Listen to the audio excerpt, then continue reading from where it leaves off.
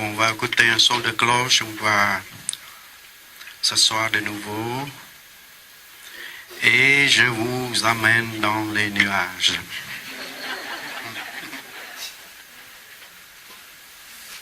Tout d'un coup, j'ai l'image de ce Aladdin, n'est-ce pas, avec sa lampe magique, et puis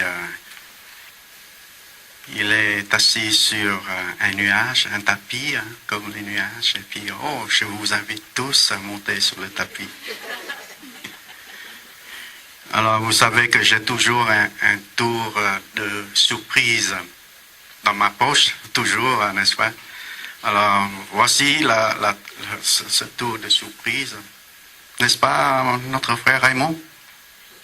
Ah, j'espère que vous allez aimer ça. Sûrement. Ouais. Alors, tour de surprise. Pour cette retraite, c'est le dernier gâteau de transmission du Dharma que j'ai écrit pour notre frère Raymond. Son nom du Dharma, c'est Vraie Force de l'Akmuni. Alors, je vais lire en français d'abord. Vraie force de l'Akmuni. La vraie compréhension se bâtit toute la vie. Le navire se lance en mer, plein de volonté et de bonté et de compassion. La parole aimante amène harmonie et sérénité, puiser à la source de nectar pour offrir au monde.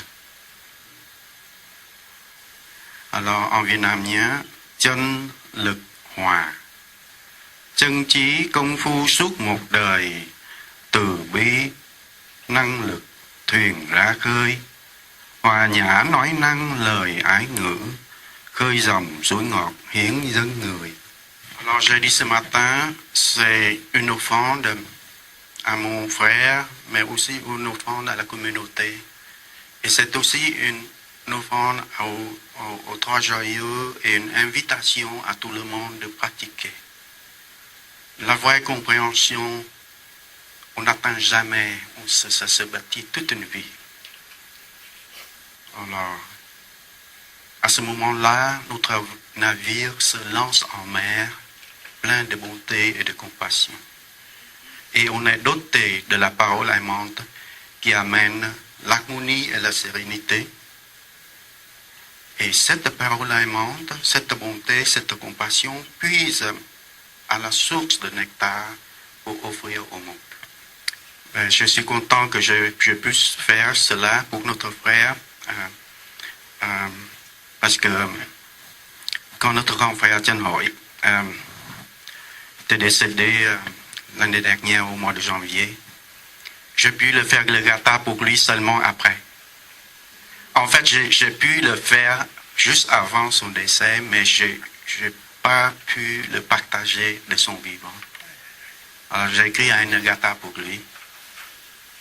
Alors, c'est exactement le thème de la retraite, n'est-ce pas?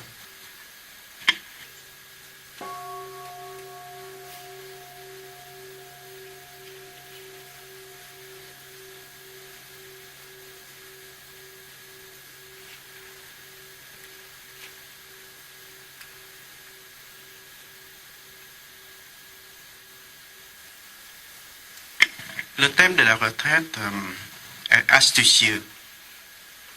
Je vous explique. Le thème de la retraite, c'est que voulons-nous faire de notre vie? Alors, pendant toute la retraite,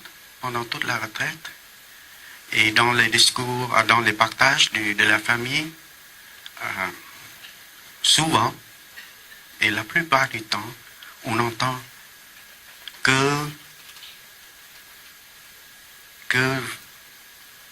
qu'est-ce que je veux faire de ma vie?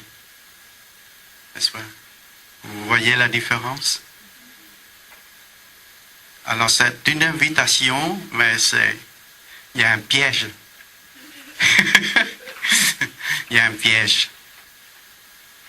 Mais c'est pas réellement un piège.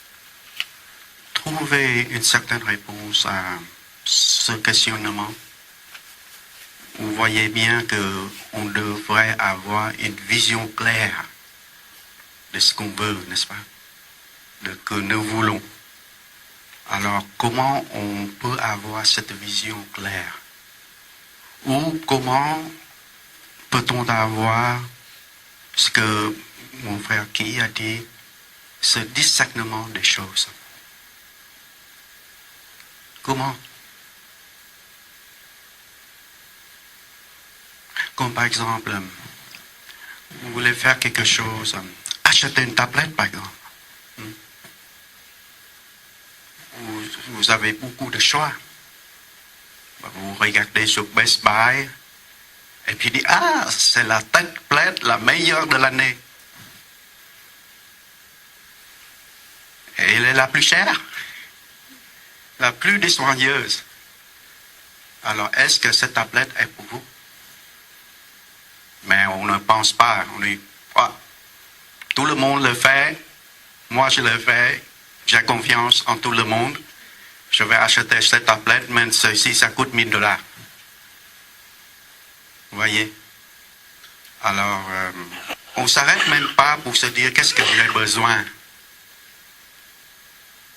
Ou si vous allez sur Amazon, hein, et puis vous dire, bon, n'achetez pas la plus chère, on vous offre la moins chère. Ça vous coûtait $100. Ah oui, c'est la moins chère, c'est bien, je vais acheter cela. Et puis, 3 mois après, là, ça ne marche plus. Alors, vous savez que vous avez pris une mauvaise décision. Et c'est quoi le point commun des deux là-dedans? C'est parce qu'on n'a pas pratiqué l'arrêt. Alors, vous voyez que maintenant, la pratique de l'arrêt est tellement importante, n'est-ce pas? Il faut s'arrêter pour savoir que, bon, qu'est-ce que j'ai besoin? Combien d'argent j'ai? Est-ce que ça vaut la peine? Ah, mais ça, c'est un piège aussi. On pratique trop l'arrêt. Puis 20 ans après, qu'est-ce que j'ai dû faire ça? Ah, vous voyez la vie comme dit Jacques là, Aznavour. La vie, elle est compliquée. N'est-ce pas? Alors, elle est compliquée, c'est pour ça qu'on a besoin d'une vision claire. On a besoin d'une vision, une capacité de discerner les choses. Et pour faire cela, il faut pratiquer l'arrêt. Et vous voyez maintenant l'importance de la pratique de l'arrêt. Par exemple, le matin, vous vous levez, vous prenez le petit déjeuner et vous vous empressez pour faire des choses que vous planifiez pour la journée.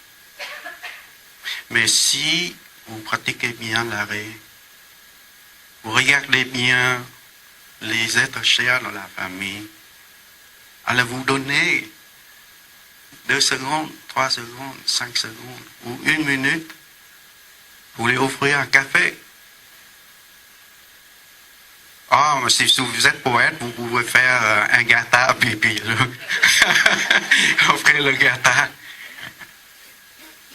Peut-être on ne peut pas le faire en 5 minutes, mais si on le pense, on peut le faire en une journée.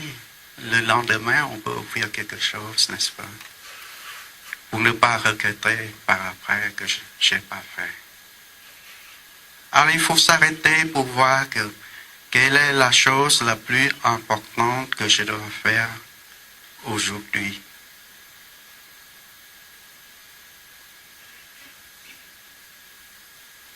Qu'est-ce que je veux faire pour cette personne que je n'ai pas fait?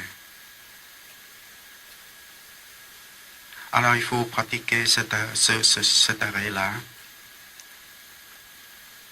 Mais ça peut aller plus profondément que ça.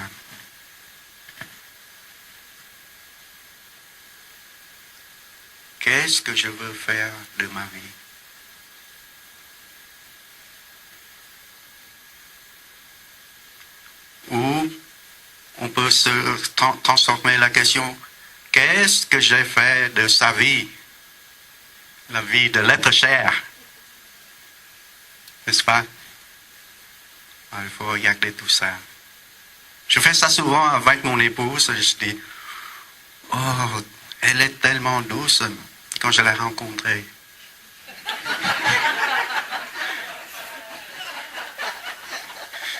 Maintenant, après 30 ans et plus, qu'est-ce que j'ai fait de sa vie, n'est-ce pas? Je n'ai abusé peut-être de son amour et de beaucoup de choses. Et puis sa douceur, elle est toujours là, mais plutôt ensevelie dans les soucis et les tracas, n'est-ce pas? Alors, avec l'arrêt, on reconnaît ses erreurs, ses fautes. On reconnaît ses erreurs, ses fautes envers soi-même, n'est-ce pas? Sa vie. Mais on reconnaît aussi les erreurs et les regrets qu'on fait aux autres. Mais si on pratique l'arrêt, c'est jamais trop tard, n'est-ce pas? On commence déjà le cheminement de la transformation. Et à ce moment-là, si mon épouse est en colère contre moi, je sais que c'est ma faute. N'est-ce pas? Si ce n'est pas 100%, mais c'est au moins 50%.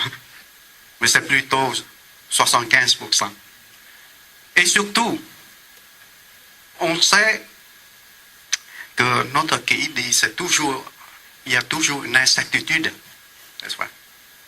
Alors il faut donner à l'autre le bénéfice du doute, n'est-ce pas?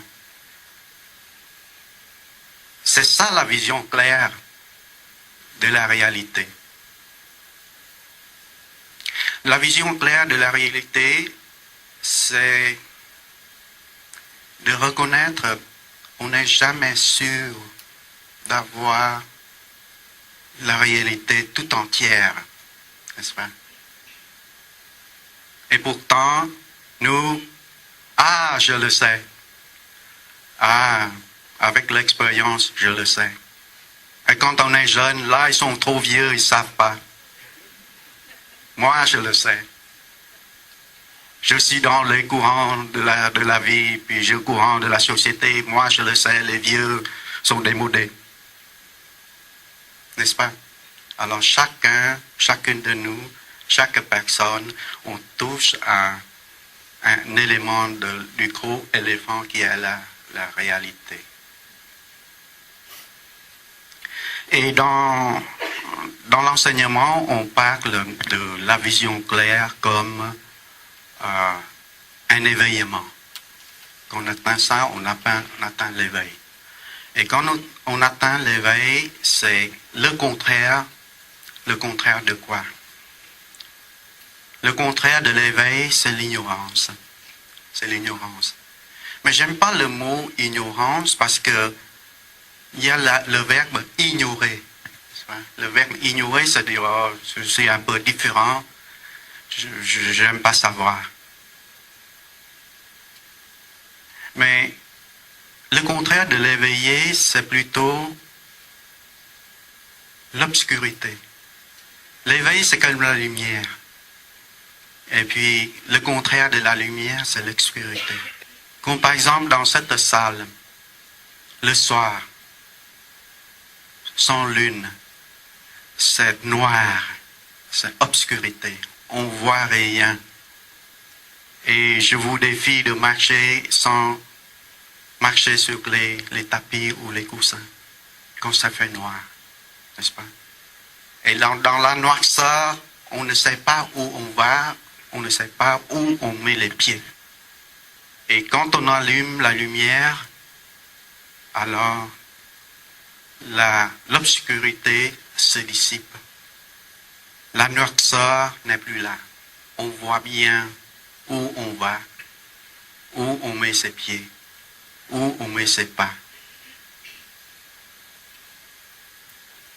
Mais la vie est un peu plus compliquée que ça, n'est-ce pas? Parce que c'est pas seulement l'anoxia. C'est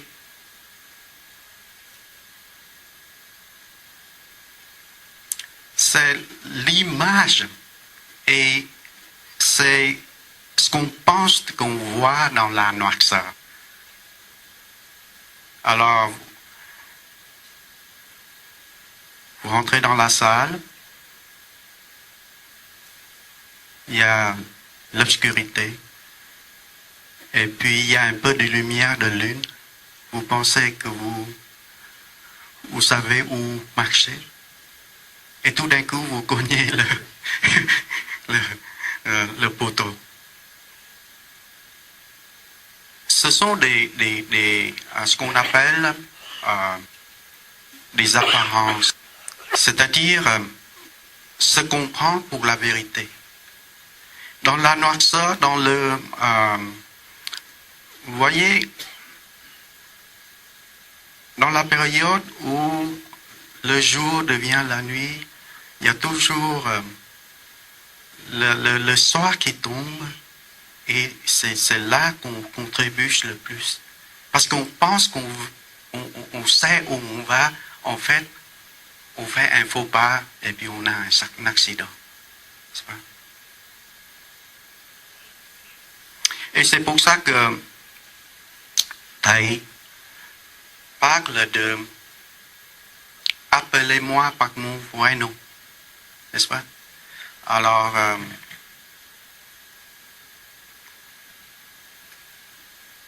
par exemple, il prend une feuille et puis, bon, c'est la feuille de papier. Mais on sait bien que c'est une apparence. Et une apparence trompeuse, n'est-ce pas? Une apparence trompeuse parce que si on se tient à cette vérité-là, on ne voit rien.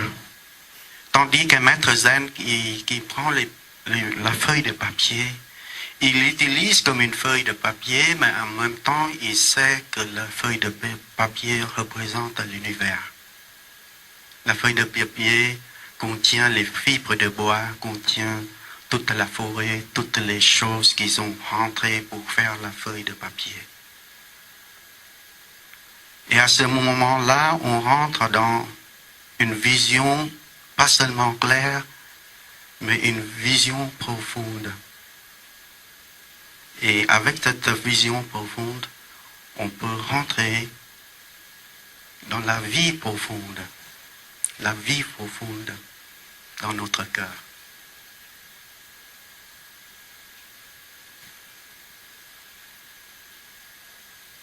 J'espère que je vous avais voyagé avec moi sur le tapis pour voir que l'univers est complexe, mais ce n'est pas si complexe que ça, n'est-ce pas?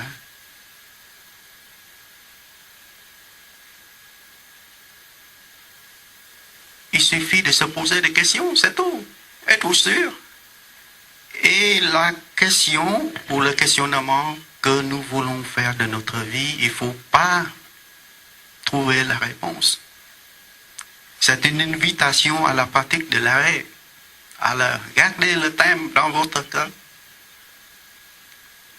Posez cette question à chaque moment, chaque jour, chaque fois que vous rentrez une personne.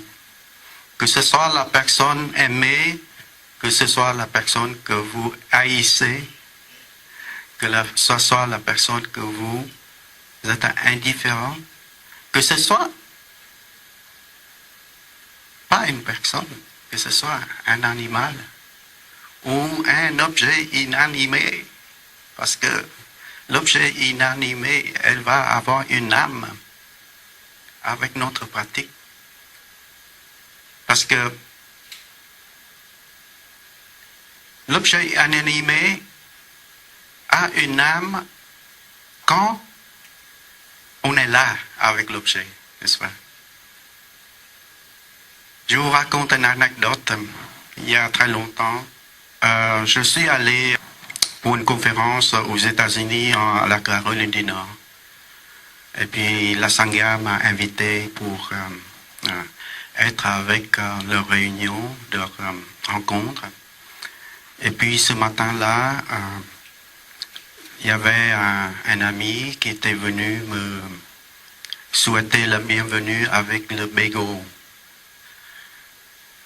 Et il sait que, bon, vous venez de Montréal, je sais bien que nos bagels ne sont pas aussi bons que ceux de Montréal, mais je vous apporte du bagel pour le petit déjeuner.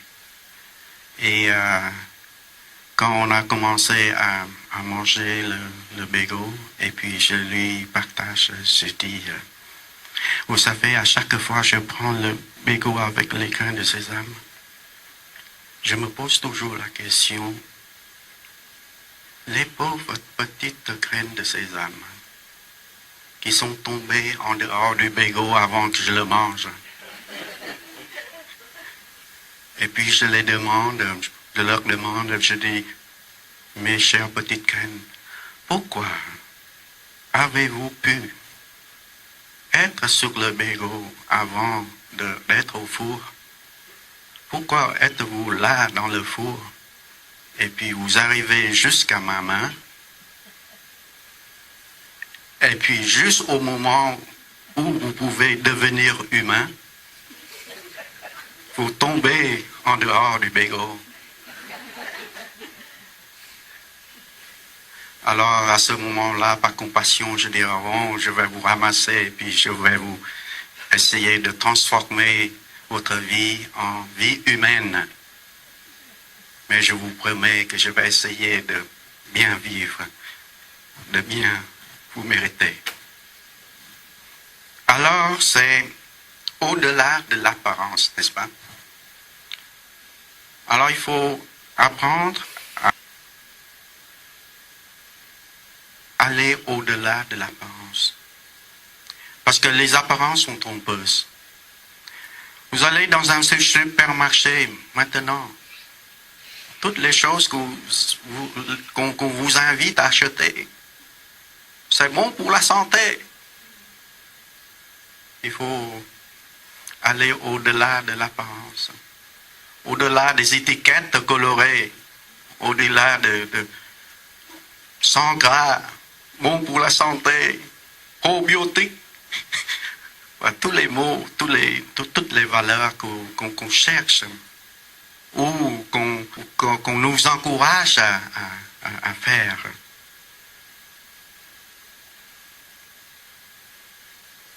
D'un autre aspect, il faut aller au-delà du bien et du mal aussi, n'est-ce pas? Alors, ça c'est bien, ça c'est moins bien. Vous faites ça, vous êtes horrible. Alors, en le faisant, on s'éloigne de la réalité. Tout ça pour vous dire que pour savoir qu'est-ce que nous voulons faire de notre vie, il faut bien pratiquer l'arrêt pour voir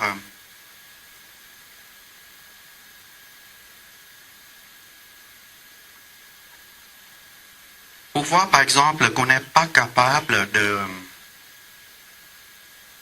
faire comme l'autre, de faire ceci comme l'autre. Mais on est mieux capable de faire cela mieux que l'autre. Alors il faut regarder pour bien savoir qui on est. Vous vous rappelez, la première journée, je vous ai demandé, savez-vous qui vous êtes? De plus en plus, je ne sais pas qui je suis. Parce que j'ai partagé avec vous à la journée de pleine conscience à Québec, on pense qu'on est le corps et l'esprit, et notre corps contient toutes nos cellules et nos organes, toutes les choses qui constituent notre corps. Mais en fait, on dit que toutes les cellules de nos organes, de notre corps, ne fait que 5% de la vie du corps, ou 10%. Le reste, c'est la microbiote constituée par toutes les bactéries qui sont dans notre corps, qui gèrent la digestion, qui aident notre corps à être en bonne santé, à survivre. Alors vous voyez, notre compréhension est minime.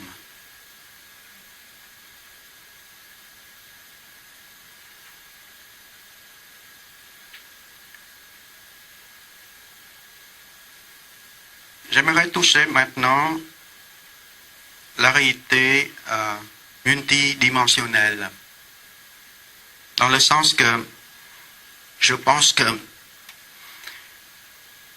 pour les jeunes qui jouent les jeux, je pense que il y a une bonne chose quand ils jouent les jeux électroniques. Ils sont tellement habitués de rentrer dans une autre dimension que c'est facile pour eux de comprendre. Vous voyez, dans les jeux, vous qui ne jouez pas les jeux électroniques, vous ne savez pas qu'on peut jouer un jeu, puis on peut ouvrir une porte et puis rentrer dans un autre monde. N'est-ce pas? Alors quand on est habitué à cela, dans la vie, on est habitué, bon, je reste ici, mais je rentre dans un autre monde et je sais que ça existe. Hein?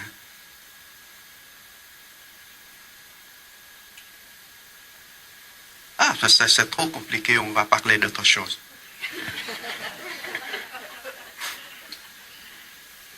Que voulons-nous faire de notre vie? J'aimerais toucher à un point assez proche de moi et assez important pour moi. Et surtout pour vous aussi qui ne sont plus dans la vingtaine, comme Charles qui a écrit la chanson. Et surtout, quand on a une famille, des enfants, on veut, qu'est-ce que je veux faire de ma vie? Je veux léguer des choses à mes enfants. Qu'est-ce que vous voulez léguer à vos enfants? Une maison, une voiture, une fortune? Non, vous voulez léguer tout ça pour que vos enfants soient heureux, heureuses. Et pensez-vous que avec la maison, la voiture, la fortune, les enfants vont être heureux? Il y en a beaucoup de gens riches qui se suicident. Ils ne sont pas heureux. Alors, le meilleur cadeau, c'est de léguer la façon de vivre pour être heureux, heureuse. Vous qui n'avez pas d'enfants, vous pensez, bon, j'ai rien, j'ai personne à léguer. C'est pas vrai. Moi, ce que j'aimerais léguer, pas seulement pour mes enfants, mais j'aimerais léguer à mes petits-enfants québécois.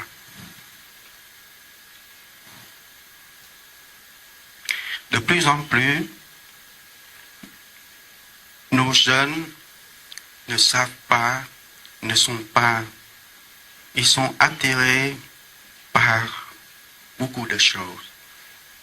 Moins par la télévision, beaucoup plus pour les smartphones, beaucoup plus par les réseaux sociaux, beaucoup plus par la comparaison, qu'est-ce qu'ils ont fait, moi, ce que je n'ai pas fait.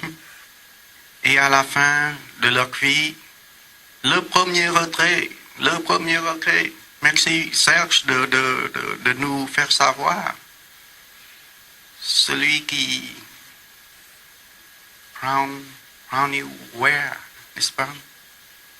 Le premier regret, le top regret de tout le monde, c'est de vivre sa vie selon les autres et ne pas vivre sa vie.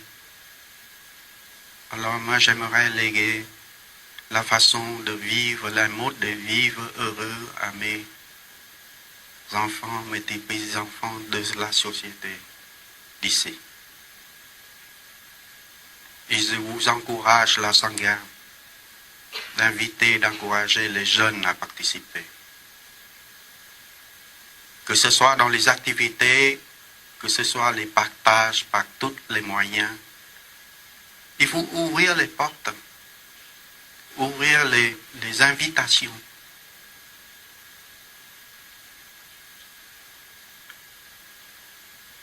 Faites attention, pas de religion.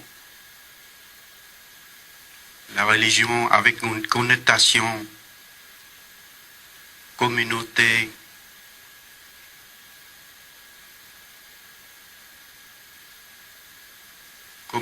comment dire, organisée, trop bien organisée et non organique. Alors, c'est ça. Entre parenthèses, je vous ai déjà dit que religion, c'est un thème assez vaste, n'est-ce pas? Alors, essayons d'avoir une communauté qui encourage une vie spirituelle, un mode de vie qui rend les gens plus aimables, plus heureuses, plus ouvertes, moins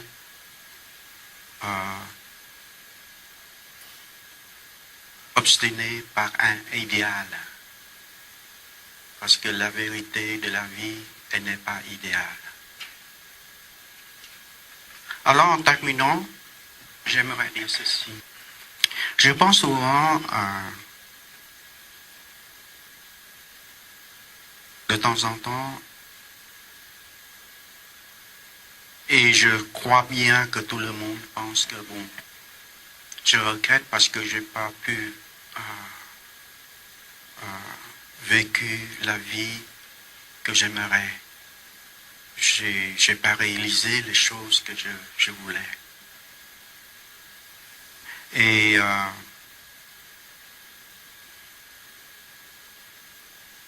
voyez une abeille, quand elle est née une abeille ouvrière, elle ne se compare pas avec une abeille gardien ou soldat, n'est-ce pas? Alors elle est née abeille ouvrière ou abeille soldat. Elle est aussi importante que l'autre. Et une abeille, nous savons maintenant, est aussi importante pour les êtres humains. Alors, il n'y a pas de valeur. Est-ce que une abeille est plus importante que l'être humain? C'est aussi important. Alors chaque personne est aussi importante que l'autre. Il suffit de bien réaliser ses capacités dans notre vie. Et comment on le fait? En pratiquant l'arrêt pour voir qu'est-ce que je suis donc faite. Mais je vous invite à vous surpasser. Alors à ce moment-là, vous trouvez que vous êtes cette personne. Il faut penser peut-être à regarder comme personne ou comme membre d'une communauté, comme cellule d'une entité communautaire. Qu'est-ce que je peux faire? Alors, il faut regarder. Je vais représenter ma communauté pour faire ceci, cela, pour la société, n'est-ce pas? Comme j'essaie toujours de pratiquer, de penser que je représente le village des érables dans le Québec, et puis qu'est-ce que le village des érables peut faire, et qu'est-ce que je peux contribuer là-dedans, dans l'entité village des érables, n'est-ce pas? Et même chose, je peux penser que, bon, notre société québécoise, elle a de très bonnes qualités. Elle est très généreuse.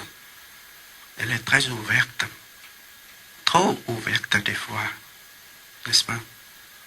Qu'est-ce qu'elle peut contribuer à la communauté internationale? elle a déjà contribué à beaucoup de choses. En fait, j'ai bénéficié beaucoup de ça. Parce que mon épouse me raconte que quand elle était jeune, elle était éduquée par une sœur catholique du Québec qui lui enseignait la natation et beaucoup de choses différentes des autres sœurs catholiques à l'école des sœurs. Alors, l'Église catholique a permis à beaucoup de jeunes gens, de jeunes sœurs catholiques d'aller aider dans le tiers-monde. C'était des bonnes choses de l'Église qu'il ne faut pas oublier. Ben, on n'oublie pas, on ne sait pas, on l'ignore. On est dans la noirceur, on pense que l'Église catholique, c'est que seulement les choses qui se passent à Rome la semaine dernière. Même chose dans le bouddhisme. Il ne faut pas se vanter. La réalité, il y a tous ses côtés. Et c'est pour ça qu'on a les 5 entraînements. Et c'est pour ça qu'il faut réciter. Réciter, c'est quoi? C'est pratiquer. Regarder comme il faut et puis voir clairement. Et quand on voit clairement, on essaie de pratiquer. Pratiquer, c'est quoi? Par exemple, dans notre cérémonie, on fait des choses où vous pensez que ce sont des rituels. Mais si vous regardez de cette façon-ci, vous allez changer votre façon de voir. Les rituels, c'est pour nous aider et nous inviter à pratiquer dans la vie courante. Dans la vie courante, vous ne marchez pas lentement, mais dans les cérémonies, vous marchez lentement. Alors, c'est une occasion pour pratiquer, n'est-ce pas? Vous ne pouvez pas arrêter, mais vous pouvez ralentir. Alors, c'est un bon commencement. Et ce matin, je vous ai invité les 3 personnes qui ont pris les 5 entraînements. Quand vous dites oui, vous dites pas seulement avec votre tête, vous dites pas seulement avec votre bouche et votre langue. Vous dites avec votre corps et vous joignez vos 2 mains et vous pratiquez la concentration. Je veux dire, tout mon corps et mon cœur est là. Je dis oui. C'est ça la pratique. Mais c'est déjà excellent ce matin, comme notre confrère Tianhoi dit. Ah, c'est un très bon début. Il ne faut pas demander le parfait nirvana.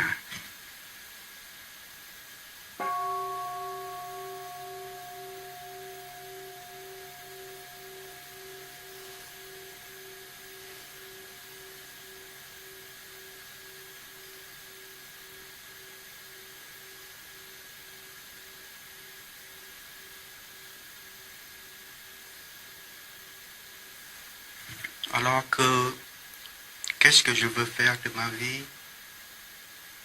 Ou qu'est-ce que nous voulons faire de notre vie? Qu'est-ce que nous voulons faire de notre communauté? Allons se poser cette question souvent. Au village des érables, on se pose souvent entre nous. Qu'est-ce que nous voulons faire de notre communauté? Et puis en se posant cette question, on sait que, bon, on est arrivé à des conclusions temporaires, mais quand même, ça nous guide. On se dit qu'on doit s'occuper à la vie spirituelle des gens, sur le mental. On va s'occuper, on va soutenir la santé physique de nos amis qui viennent au village. Et on va s'occuper aussi à l'environnement, à l'alimentation propre, sans, c'est-à-dire biologique. C'est-à-dire on s'occupe du mental, du corps et de l'environnement. Et de cette façon, de trouver une mode de vie qui serait peut-être une vie modèle, à peu près, pour nos jeunes qui viendront au village des Érables. Et on ne vise pas le nombre de gens qui participent. On ne vise pas la richesse du village. On ne vise pas la renommée du village. On ne vise pas l'agrandissement du village, parce que tout cela invite les gens qui aiment la richesse, invite les gens qui aiment l'autorité, qui invite des gens qui aiment toutes les choses qu'on n'aimerait pas. Alors c'est ça. Alors en se posant cette question souvent, on essaie de garder nos pieds sur terre et en même temps s'envoler sur le tapis de Aladdin, n'est-ce pas? Alors je pense que je vais m'arrêter ici. Je ne pense pas que j'ai pu, Serge, notre frère qui et moi, on a essayé de vous donner des indices. Vous allez, j'espère que on vous a au moins encouragé à pratiquer l'arrêt pour commencer votre cheminement sur le thème, n'est-ce pas? Alors on aura le temps pour deux ou trois questions.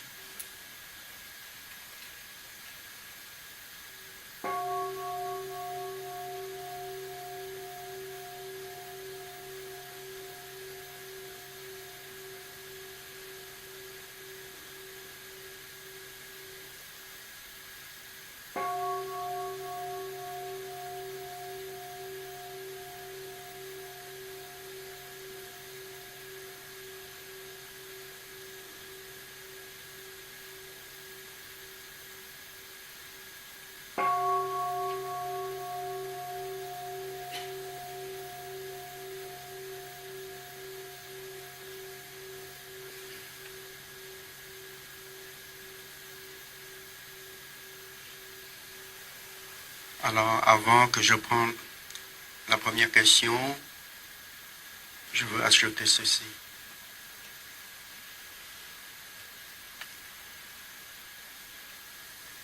Je veux parler de la réalité multidimensionnelle. Dans le sens que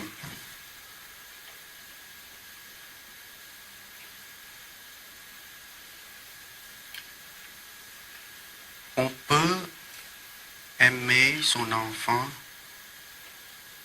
et lui donner ce qu'il veut. Mais on peut en même temps aimer son enfant et de ne pas lui donner ce qu'il veut ou ce qu'elle veut. Et la personne qui pratique bien doit avoir cette vision claire, doit avoir ce courage-là de dire non à l'enfant qui veut ce qu'il veut.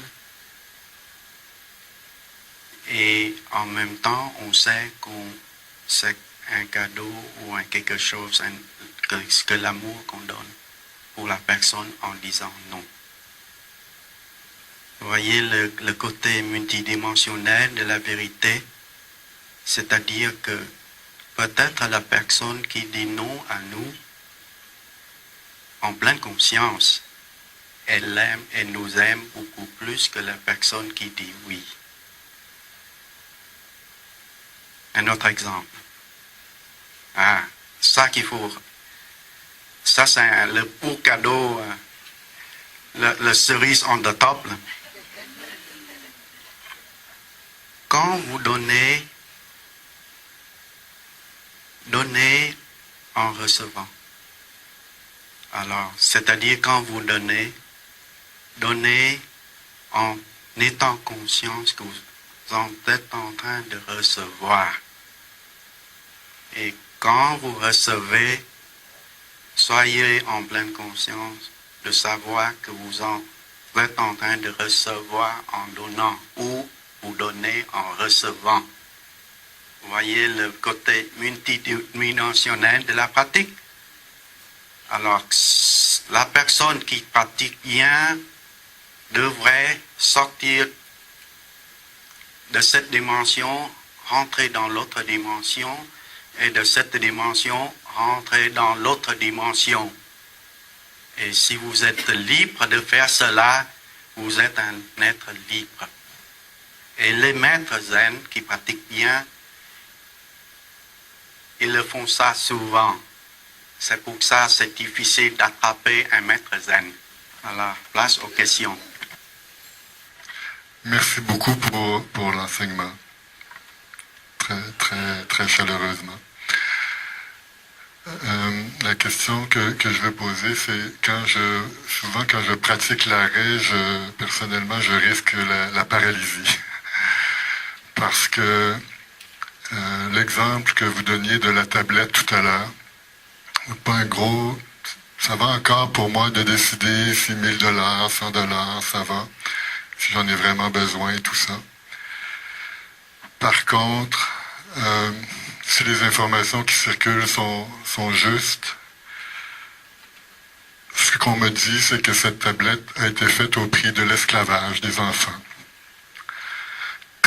des hommes et des femmes, et d'une exploitation aussi indue des richesses de la planète. Et c'est là que c'est là que la paralysie peut survenir. J'ai l'impression que c'est un déchirement en réalité parce que je suis pas tout à fait prêt à me faire moine, et puis même je vois mes maîtres zen qui ont des tablettes et ça me perturbe, je sais pas trop, j'ai l'impression de ne pas suivre les 5 entraînements en étant conscient de provoquer ou d'encourager l'esclavage. Et j'ai beaucoup de mal à me dire, oui, mais est-ce que je vais finir ma vie dans une grotte quelque part? Je suis pas prêt à ça. Alors c'est difficile pour moi. Je vais prendre la question. Vous touchez la raison pourquoi je vous ai offert la réalité multidimensionnelle, n'est-ce pas? Alors, chaque chose qu'on fait dans la vie, on met une marque, on met des marques. Alors, c'est pour ça qu'il faut réciter les 5 entraînements et puis réaliser que, bon, ma tablette, elle n'est pas seulement la tablette. Elle est d'autres choses, n'est-ce pas? Il y a une autre dimension là-dedans. Alors, le danger, c'est d'utiliser la tablette et oublier les autres choses. Alors, il faut se rappeler cela. Et à ce moment-là, on sait que cette tablette, c'est plus valorisant, il y a plus de valeur, il y a plus de souffrance là-dedans, il y a beaucoup plus que cela dans ce que je prends comme quelque chose d'anodin de tous les jours. Et c'est ça la pratique.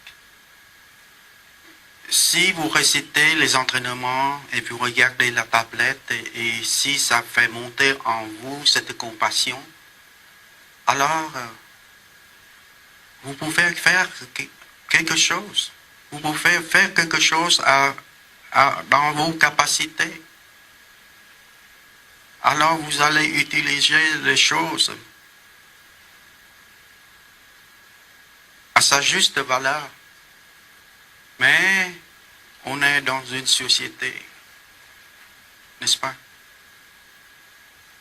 Alors ça rentre dans beaucoup de complications, n'est-ce pas?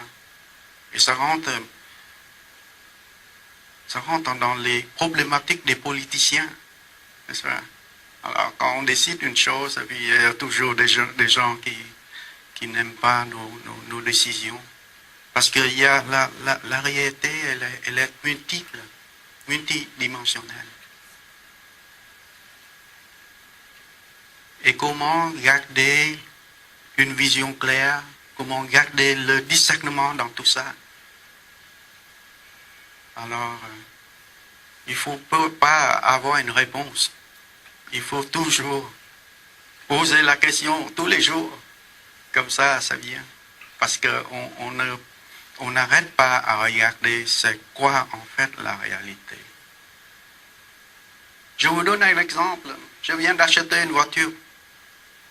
Et puis avant d'acheter cette voiture, j'ai pensé, bon, cette fois-ci, moi je vais être plus écologique là. Je vais regarder un Prius là avec ou une voiture électrique. Mais en creusant un peu plus, je sais que les voitures électriques là, et les déchets, les ordures des batteries pour les voitures électriques là, ça crée de la pollution partout pas ici, mais partout dans les pays qui doivent avoir les minerais pour produire ces batteries de lithium et puis de toutes sortes de produits chimiques. Vous voyez, on n'est pas encore sorti du bois. Alors, je n'ai pas de réponse. Mais c'est une invitation à la pratique. Et puis, il ne faut pas laisser mourir notre pratique, cette pratique de vision claire, profonde, et de pratique d'arrêt pour avoir un discernement dans ce qu'on fait. Pour nous-mêmes, pour notre société et puis pour l'humanité.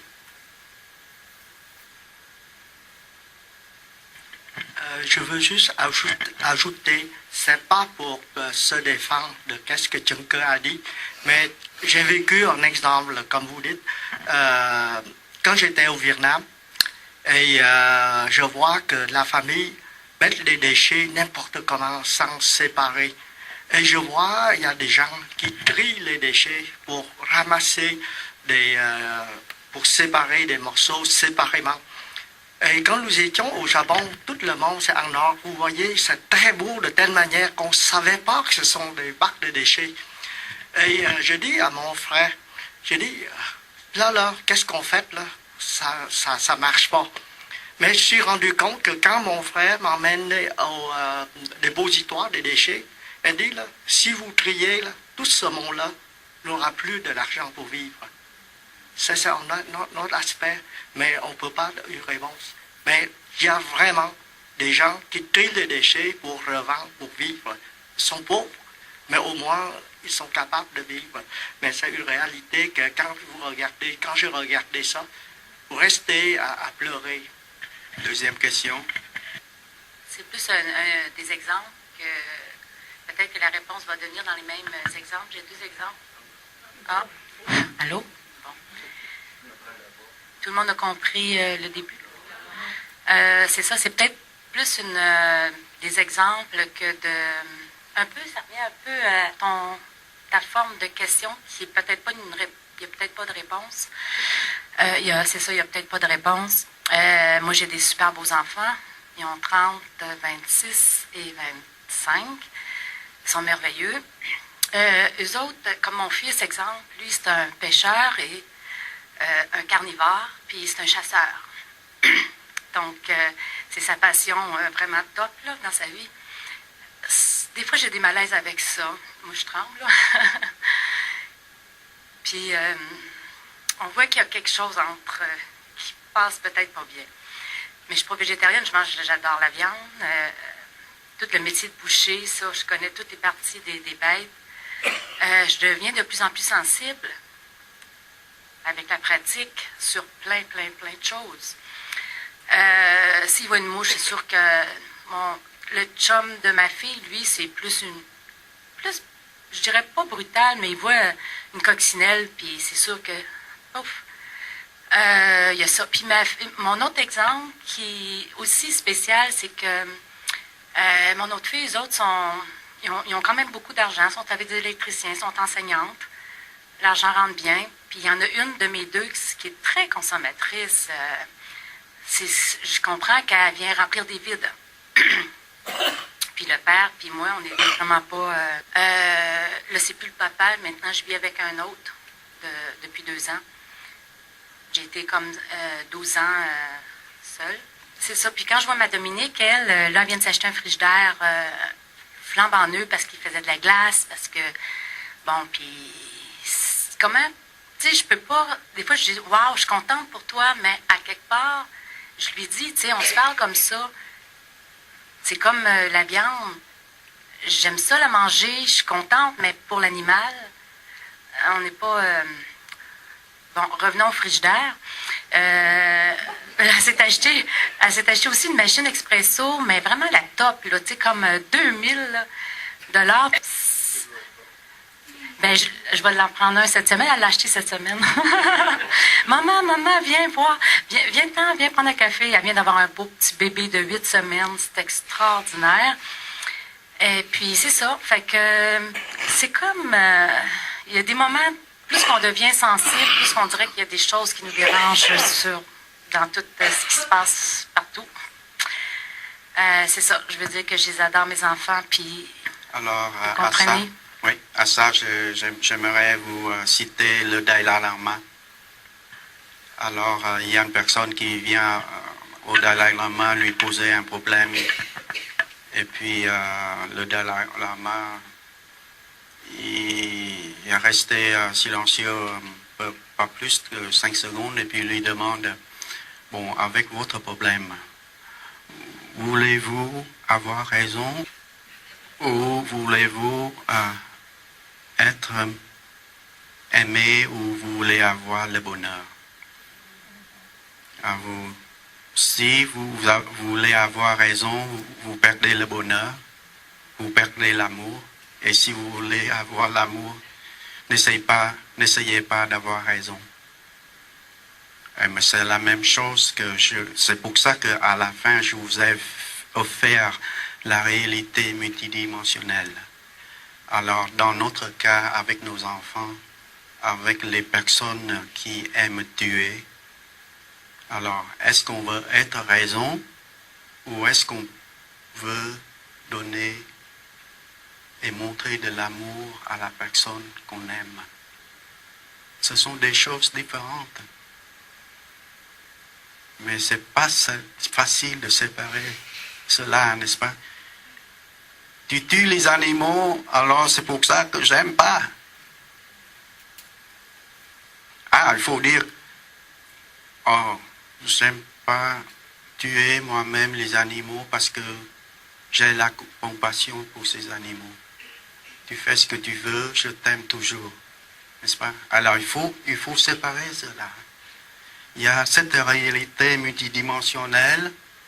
Pas seulement dans les deux sens, dans 2 dimensions, il y a plusieurs dimensions, n'est-ce pas? Dans la réalité qu'il faut pouvoir voir clairement. Et c'est ça la pratique. Êtes-vous sûr? Alors,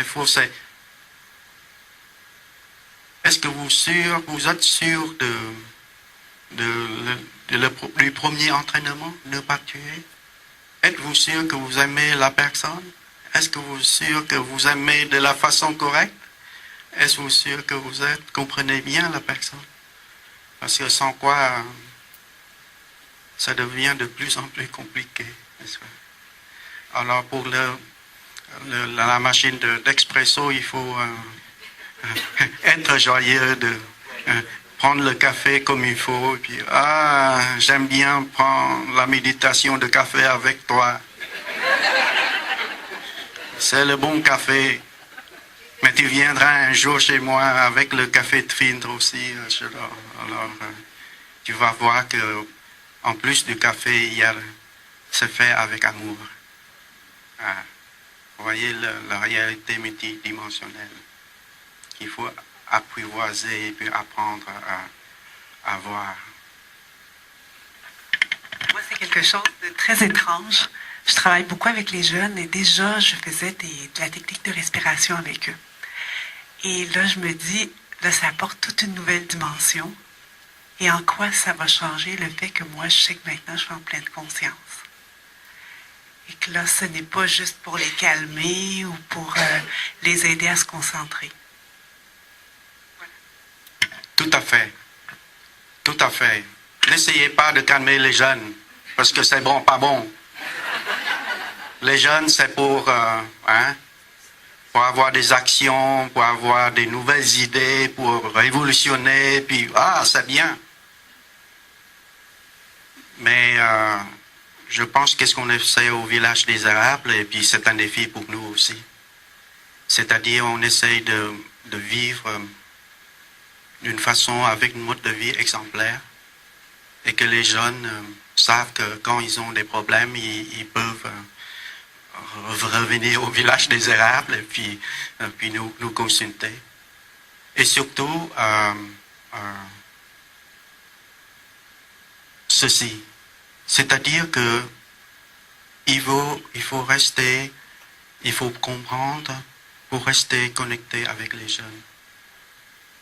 Comme nos enfants, par exemple. Alors, ils ne font pas tout ce que nous voulons, et c'est bien. Mais on s'assure d'une chose, que c'est quand ils ont des problèmes, ils n'hésitent pas de revenir chez nous. Ça c'est très important. Et aussi de réaliser par après qu'il dit, mais c'est vrai, veux-tu me montrer comment méditer? Parce qu'avec les ans, les années, je pense que... Et non seulement ça, mon fils m'a dit un jour, tu sais, mon ami, je crois bien que c'est bien pour lui d'aller au village des Érables. Alors je lui ai dit, c'est bien, vous allez tous les deux ensemble au village des Érables. Mais j'ai dû attendre peut-être presque 10 ans.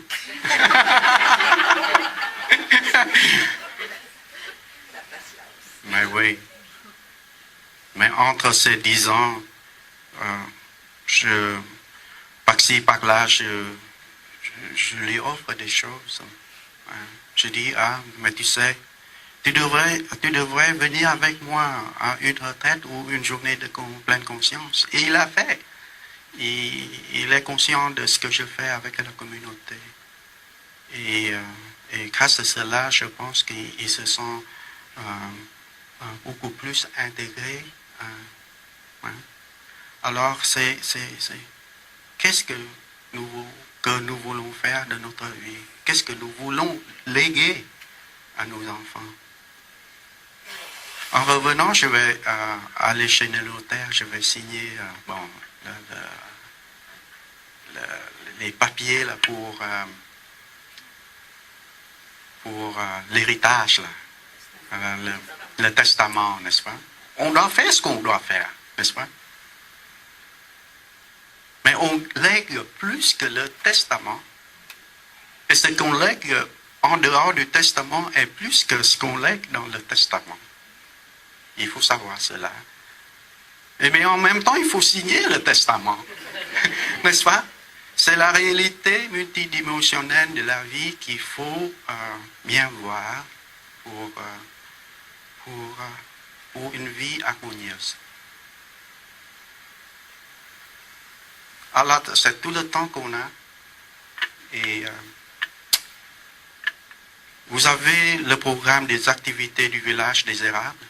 Et je vous invite de venir au village des Érables dans les retraites. Et puis la prochaine retraite, c'est au mois de mai, au printemps.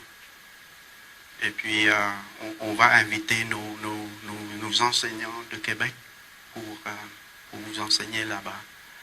Et puis, on a fait de notre mieux. Et puis la retraite n'est pas encore finie. Et je vous ajoute un mot de la fin. Notre pratique est une pratique suprême. Vous savez pourquoi c'est suprême? Parce que c'est sur terre, c'est-à-dire dans la vie quotidienne. Vous ne restez pas assis pendant 2 heures, mais vous pratiquez pendant 24 heures, si vous voulez. Et la méthode de la pleine conscience, c'est cela. Vous pratiquez quand vous écoutez Charles Aznavour. Vous pratiquez quand vous lavez la vaisselle. Vous pratiquez quand vous écoutez les gens. Et quand vous écoutez les gens, vous savez que vous êtes en train de recevoir. C'est-à-dire vous donnez votre écoute, mais vous êtes en train de recevoir. Vous pratiquez tout cela. Vous pratiquez le partage. Vous pratiquez le parlant. Mais un jour, si vous êtes bon dans votre pratique, vous pouvez courir et aussi courir dans la pratique. N'est-ce pas? Alors, ce n'est pas encore fini. On a encore jusqu'à 3 heures.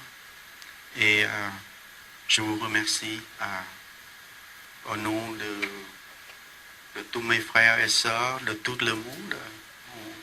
Merci beaucoup, la Sangha de Québec. Cette retraite à Saint-Antoine-de-Padoue, c'est une retraite annuelle qui est aimée par tous les participants. C'est même un modèle pour nous.